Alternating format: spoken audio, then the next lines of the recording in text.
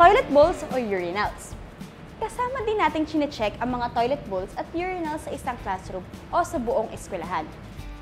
Tandaan, ang binibilang natin dito ay mga inidoro at urinal, hindi ang mga palikuran o comfort rooms. Ang toilet bowls ay mga inidoro sa loob ng silid-aralan.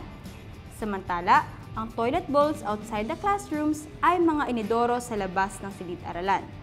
Parehong tukuyin kung ito ba ay ginagamit lamang ng mga estudyante ng kawani o pareho. Ang toilet bowls for personnel ay inidorong nakalaan para sa mga kawani ng paaralan tulad ng mga guro. Samantala, ang toilet bowls for pupils or students ay mga inidoro na nakalaan para sa mga mag-aaral.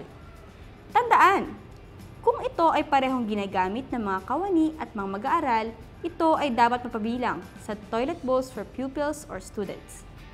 Sunod alamin kung ito ba ay para sa babae, para sa lalaki o pareho.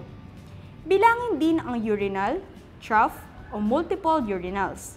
Ang pang-isahang urinal ay dinesenyo para sa isang tao. Ang trough o multiple urinal ay isang urinal na pwedeng magamit ng 3 o higit pa ng sabay-sabay. Tandaan, sa trough o multiple urinal, bilangin lamang ang structure, hindi ang bilang ng mga mag-aaral na pwedeng gumamit nito.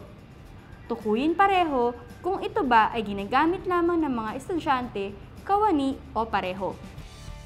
Kung ito ay parehong ginagamit ng mga kawani at mag-aaral, ito ay isama sa ginagamit ng mga mag-aaral.